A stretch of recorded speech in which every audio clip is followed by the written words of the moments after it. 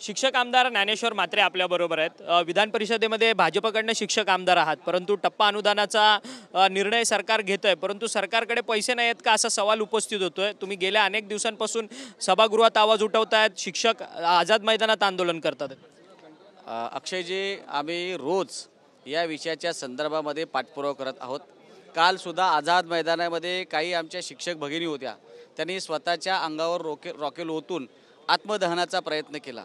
मी सभागृहामध्ये त्याची इन्फॉर्मेशन लगेच दिली सभापतींना, आणि पहिल्यांदा त्या आपल्या शिक्षक भगिनी ज्या होत्या त्यांना पोलीस स्टेशनला अटक करून घेऊन गेले होते।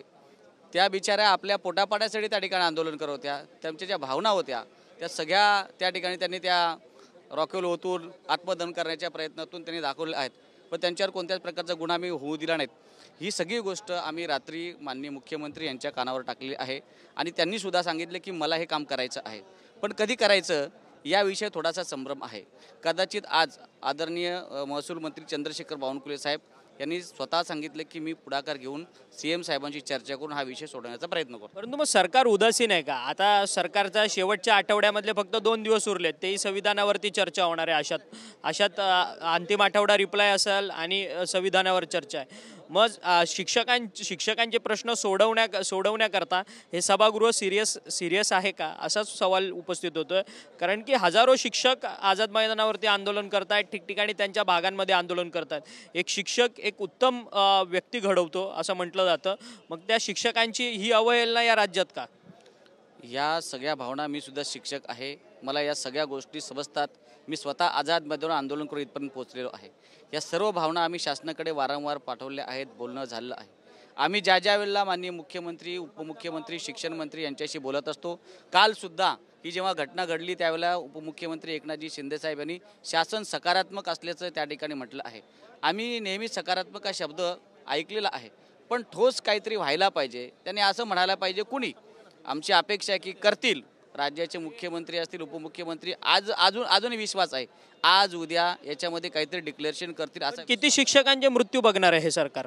खरे अनेक शिक्षक एक्सपायर झाले। मागच्याच आठवड्यामध्ये नागरगोजे नावाचा शिक्षकाने आत्महत्या केली, 4 शिक्षकांना हार्ट अटॅक आला। काल असा प्रकार घडलाय, आज सुद्धा काय होण्याची शक्यता आहे। मी काल स्वतः सभापतींना माझ्या भाषणातून 260च्या प्रस्तावाच्या माध्यमातून शासनाला विनंती केली, सभापतींना विनंती केली की राज्यामध्ये कुठेतरी अनुचित काहीतरी प्रकार घडण्याच्या अगोदर आपण शासनाला याच्यावर तोडगा काढण्याची विनंती करा, अशी मी त्यांना विनंती केलेली आहे। धन्यवाद, तुम्ही आमच्याशी बातचीत केली। सत्ताधारी आमदार आहेत, विधान परिषदेचे शिक्षक आमदार आहेत भाजपचे ज्ञानेश्वर म्हात्रे।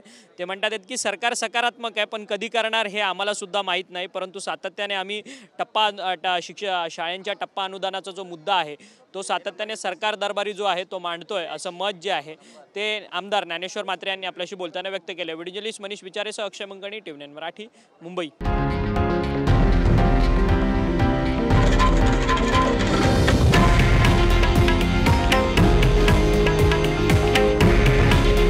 हे आहे देशातील नंबर 1 न्यूज नेटवर्क आणि आपण पाहत आहात TV9 मराठी। काळजी तुमची, हित महाराष्ट्राचं।